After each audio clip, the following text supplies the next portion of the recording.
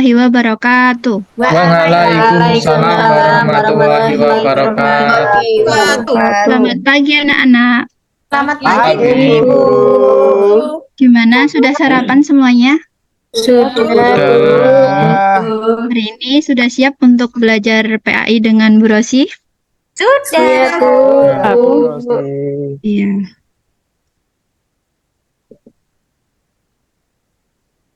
Sebelum mulai pembelajaran, alangkah lebih baiknya kita berdoa terlebih dahulu. Untuk ketua kelasnya, silahkan untuk memimpin doa. Kepada Mas Mirwan. Ya, Bu. Marilah teman-teman kita berdoa. Berdoa mulai. Bismillahirrahmanirrahim. Rabbi zidni ilman warzuqni fahma. Amin. Doa selesai. Gimana kabarnya anak-anak semuanya? Baik. Alhamdulillah baik, Bu. Alhamdulillah. Biasa. Hari ini ada yang tidak masuk? Masuk semua. Berarti sehat semua ya. Alhamdulillah. Oke. Untuk menambah rasa semangat kita dalam pembelajaran hari ini, marilah kita untuk menyanyi bersama, yaitu lagu Syukur. Nyanyi bareng-bareng ya. 1, 2, 3. Dari yang Teguh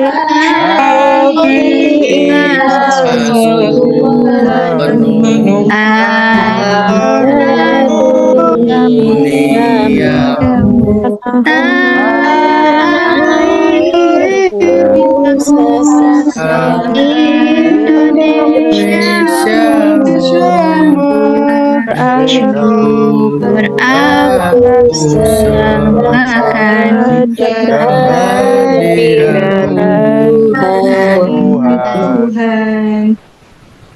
Oke, selanjutnya ada yang tahu tidak minggu lalu kita mempelajari tentang materi apa? Keberagaman, Bu. Iya, benar. Minggu lalu kita telah mempelajari tentang keragaman. Kemudian materi selanjutnya hari ini yaitu kita akan belajar tentang materi menyambut usia balik. Bu Rosi akan membacakan tujuan pembelajarannya, yaitu peserta didik mampu memahami konsep balik atau kedewasaan menurut ilmu fikih dan ilmu biologi dengan benar. Apakah kalian mengetahui perbedaan tanda-tanda balik antara laki-laki sama perempuan? Ada yang tahu? Belum, Bu. Oke, kalau belum tahu, kita akan bahas untuk hari ini. Perhatikan gambar di bawah ini. Ini gambar apa ya? Tumbuh dewasa.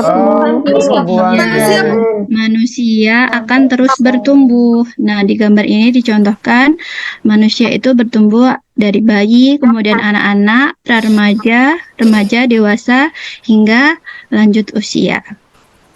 Oke, kita masuk ke materi ya. Apa itu balik? Coba Mbak Desi dibacakan. Balik secara bahasa berarti sampai, sedangkan menurut istilah, balik ialah kedewasaan bagi seorang muslim dengan kewajiban menjalankan perintah agama.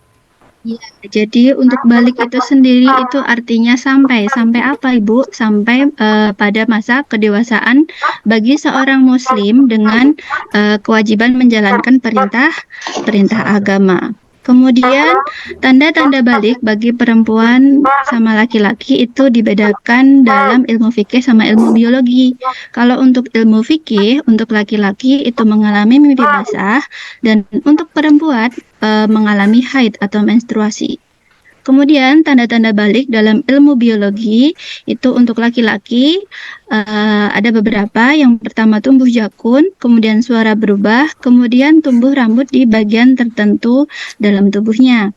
Untuk perempuan payudara dan pinggul membesar, kemudian suara berubah dan tumbuh rambut di bagian tubuh tertentu. Selanjutnya batasan usia jika sudah memasuki usia balik. Kalau untuk laki-laki itu 12 tahun sampai 15 tahun apabila dia sudah mengalami mimpi basah. Akan tetapi jika sudah berumur 15 tahun tapi belum mimpi basah, itu sudah dikategorikan masuk usia balik. Kemudian kalau untuk perempuan, apabila dia telah mengalami haid atau menstruasi dalam rentan usia 9 tahun sampai 15 tahun, maka dia sudah memasuki masa balik. Kemudian, jika sudah berumur 15 tahun, tapi masih belum haid atau menstruasi, dia sudah dikategorikan masuk usia balik. Balik. Oke, dari materi tadi ada yang ditanyakan? Tidak, Bu. Tidak, Bu. Oke. Selanjutnya, Bu Rosi akan membagi 3 kelompok. Setiap kelompoknya ada pertanyaan, kemudian nanti untuk jawabannya didiskusikan dalam masing-masing kelompok. Untuk kelompok 1, menjawab pertanyaan bagaimana caranya menjalani masa haid dengan nyaman. Untuk kelompok 2, apa yang kamu lakukan ketika ada salah seorang teman mengalami haid di dalam kelas. Untuk kelompok 3, menjawab pertanyaan apa yang kamu lakukan ketika teman lelaki sudah mengalami mimpi basah. Untuk mengerjakan ini, Brosi berikan waktu 10 menit. Cukup waktunya? Kok, Bu? Ya, silahkan berdiskusi. Sudah selesai? Sudah, Bu. Untuk perwakilan kelompok pertama, siapa yang mewakili? Silahkan maju ke depan. Mbak Anissa? Saya, Bu. Atau yang mewakili? Ya, Saya, Bu. Bu Nur Arifatur, silahkan. Iya, Mbak. bagaimana caranya menjalani masa haid dengan nyaman? Nah, ketika haid bisa murojaah Quran. Bisa juga mengikuti pengajian secara virtual. Lalu yang ketiga, menurut kelompok kami yaitu bisa berbuat baik, Bu. Dan yang terakhir bisa berdoa dan berzikir, Bu. Iya. Untuk kelompok 1 jawabannya benar ya. Bagaimana Ya, Bu. caranya menjalani masa haid dengan nyaman? Itu yang pertama, murojaah Quran. Jadi meskipun kita tidak diizinkan untuk membaca atau menyentuh mushaf selama menstruasi, kita tetap bisa untuk mendengarkan Al-Quran atau merenungkan ayat-ayatnya. Kemudian pengajian secara virtual. Kalau haid kan biasanya kalau untuk keluar itu kan agak kurang nyaman. Jadi kalau misalkan kita mau ikut pengajian, kita bisa ikut dengan cara virtual atau online. Kemudian yang ketiga, berbuat baik. Meskipun mungkin ada beberapa keterbatasan selama menstruasi, masih banyak cara untuk berbuat baik, yaitu saling membantu dan memberikan manfaat kepada orang lain agar itu bisa menjadi bentuk ibadah. Kemudian yang terakhir yaitu doa dan zikir. Memanfaatkan waktu luang untuk berdoa, zikir. Untuk kelompok 2, siapa yang mewakili? Saya, Bu. Iya, silahkan Mbak Fadilah.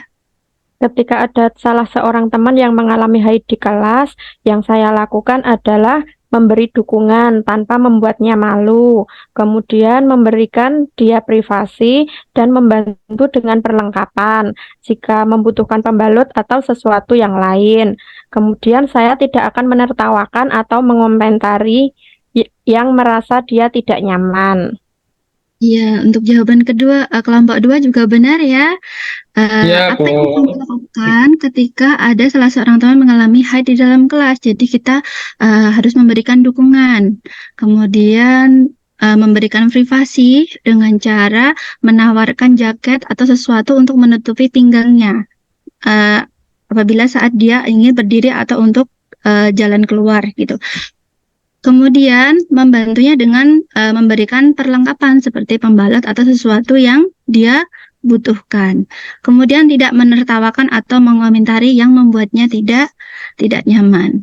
Untuk kelompok 3, siapa yang mewakili? Saya, Bu. Ya, Mas Firmanando. Yang ketiga, bersikap normal dan tidak membuat teman merasa malu atau tidak nyaman, membuat lelucon yang tidak pantas. Yang ketiga, memberi dukungan jika dibutuhkan. Yang kelima, yang keempat, privasi dan batasan. Itu Bu. Iya, iya.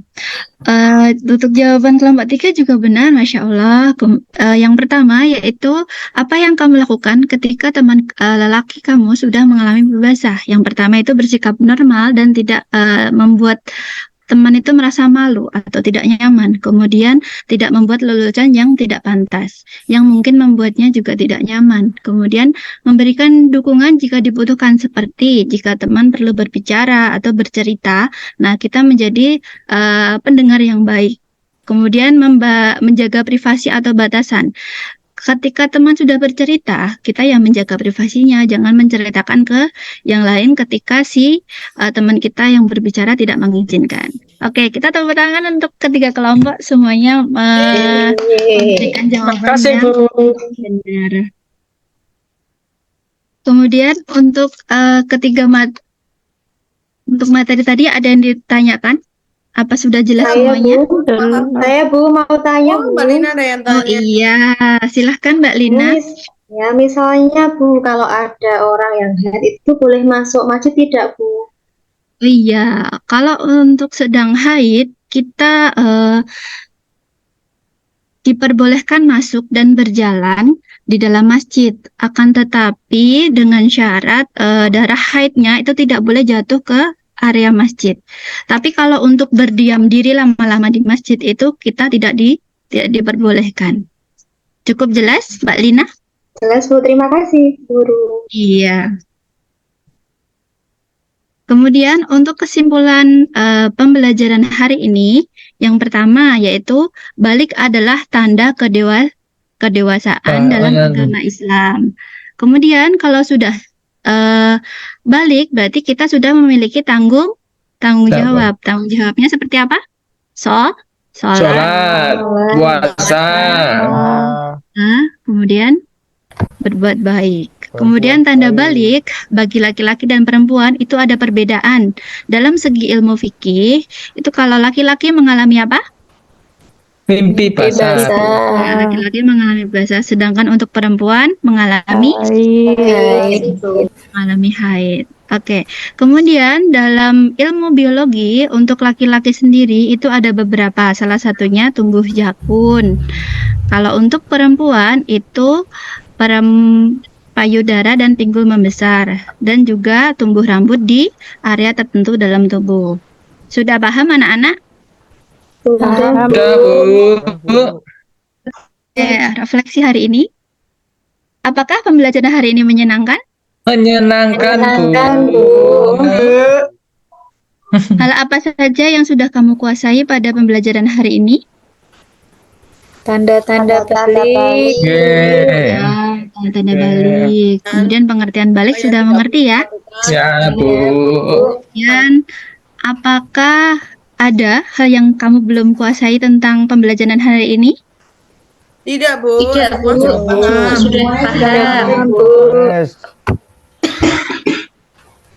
Oke, untuk materi selanjutnya, anak-anak silahkan mempelajari materi tentang kewajiban setelah mencapai masa balik.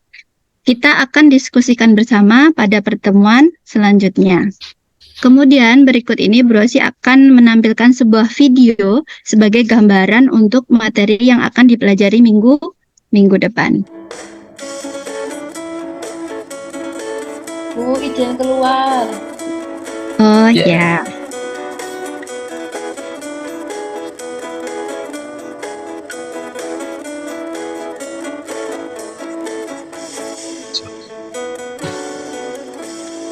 Sudah balik dan sudah mumayyiz, bisa membedakan yang benar dan salah. Wajib puasa, mendirikan sholat, wajib pula untuk menutup aurat, batas aurat bagi lelaki dari Izin keluar, Bu. hingga ke lututnya, batas aurat khusus